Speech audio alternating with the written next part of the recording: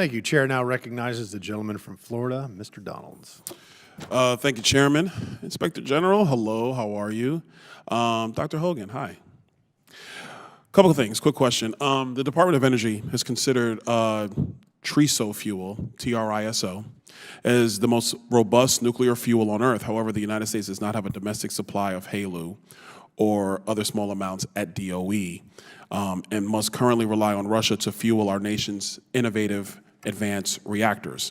In your opinion, what level of investment should Congress provide to establish and build out America's HALEU producing capability? We're very interested in the United States having a strong nuclear industry. We're very, and be happy to come back and talk with you about what that takes. As you know, it is complicated, and the war in Ukraine and the position that Ukraine and Russia are now in has made this something that we need a different strategy on. Dr. Hogan, do you think the American people understand that we get most of our uranium from Russia? Yeah, I don't know what the average citizen thinks about that, but certainly we're at a point now with the war in Ukraine and with Russia that we need another strategy in this country. Let me ask you this question. The Nuclear Regulatory Commission, do you think they have the capability and the wherewithal to actually permit new commercial reactors in the United States for use, not for study? I think they have the capability to permit reactors, yes. So what's the problem? What's the holdup? They haven't created a new one, or they haven't allowed, let me rephrase that. They have not allowed a commercial reactor for use since they were created. So what's the holdup? I don't know. But again, happy to have a broader conversation with you. We've got amazing nuclear energy experts at the Department of Energy, and happy to come up and talk with you about what we see as the strategies for this country for the future. When you say the strategies for the future, I mean, you got to help me understand. Is the Department of Energy even processing this stuff right now? Like, and don't get me wrong. I get it. The line of question on nuclear fuels and nuclear reactors is probably not something you guys prep for over at DOE coming over here today. I understand that. But is there any discussion going on at the Department of Energy for actually creating sustainable baseload power for America?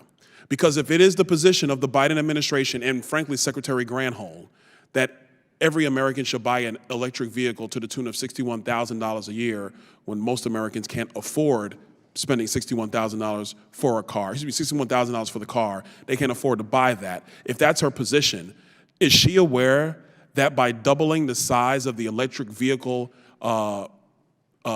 market in the United States, we don't have enough electricity on the grid? Does she realize this? And what's the plan of DOE to prevent that from prevent the grid from going essentially dark? There's a few questions in there. One, we're very supportive of a nuclear industry in this country. The Department of Energy has had a nuclear energy research program for a number of years. We're advancing a number of demonstration reactors, and that those are linked, as you probably know, to the need for the HALEU fuel supply. So we are very interested in figuring out that roadmap going forward.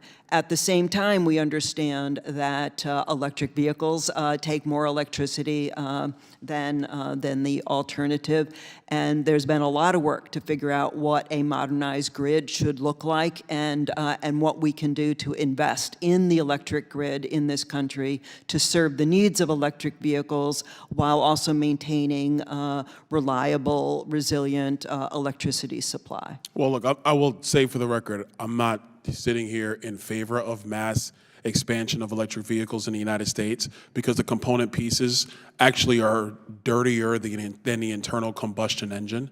If you take into account the mining of cobalt, lithium, rare earth, et cetera, and then when you have to actually dispose of the batteries. But in that interim piece, when Americans have to use it, if what the EPA has done, which is basically going to force Americans to buy electric cars even though they do not want them, it's not really clear to me that Secretary Granholm and the Biden administration have a plan for actually putting enough electricity on the grid to support America's needs. I'm out of time. I'll yield back to the chairman. Thank you. All right, the chair now recognizes the gentlelady from